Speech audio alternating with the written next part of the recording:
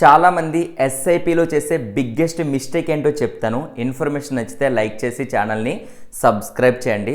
Friends, మనము SIP ఎందుకు చేస్తాము? మన రిటైర్మెంట్ని ప్లాన్ చేసుకోవడానికి.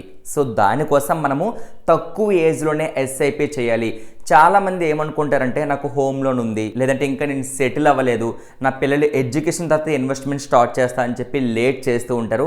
అలా మీరు కూడా చేస్తూ ఉంటే ఇక నుంచైనా ఆ తప్పులు చేయకుండా ఎస్ఐపి అయితే స్టార్ట్ చేయండి. ఎందుకంటే ఎగ్జాంపుల్గా మనం ఒక ఇద్దరు పర్సన్స్ తీసుకుందాం. పర్సన్ ఏ 25 ఇయర్స్లో 5,000తో ఎస్ఐపి స్టార్ట్ చేశారనుకోండి, యావరేజ్ రిటర్న్స్ 12% వేసుకుందాం. తను 30 ఇయర్స్ ఇన్వెస్ట్మెంట్ చేస్తే అప్రాక్స్ 1.7 to 1.8 crores అయితే వస్తుంది. ఇది యావరేజ్ రిటర్న్స్ అనమాట. కొన్ని ఫండ్స్ మంచిగా రిటర్న్స్ ఇచ్చాయనుకోండి, 15% మనం తీసుకున్నా సరే 2 to 3 crores అనేది రావడం జరుగుతుంది. కానీ మనము యావరేజ్గా 12% మాత్రమే తీసుకోవడం అయితే జరిగింది. ఇంకొక పర్సన్ నాకు ఆ బాధ్యతలు ఉన్నాయి, ఇవి అవి అని చెప్పి 35 ఇయర్స్కి ఇన్వెస్ట్మెంట్ చేస్తే మహా అయితే తను 20 ఇయర్స్ మాత్రమే చేయగలడు. ఎందుకంటే 55 ఇయర్స్కి తను రిటైర్మెంట్ తీసుకున్నా సరే తనకు వచ్చే రిటర్న్స్ ఎంత అనుకుంటున్నారు? 40 to 50 lakhs మాత్రమే.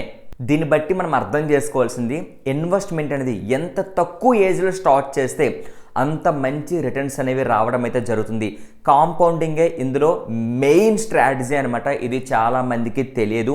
మీరు మార్కెట్కి ఎంత టైం ఇస్తున్నారు? 10 ఇయర్స్ ఇస్తున్నారా, 20 ఇయర్స్ ఇస్తున్నారా, 30 ఇయర్స్ ఇస్తున్నారా? దీనిపైనే మీ యొక్క రిటర్న్స్ అనేవి ఆధారపడి ఉంటాయి. మార్కెట్కి మీరు ఎంత టైం ఇస్తే అంత మంచి రిటర్న్స్ అనేవి వస్తాయి.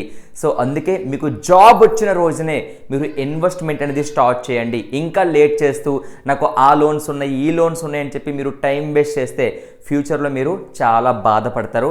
సో ఎస్ఐపి అనేది 20 ఇయర్స్ నుంచి స్టార్ట్ చేస్తే మీకు చాలా మంచి రిటర్న్స్ అనేవి వస్తాయి.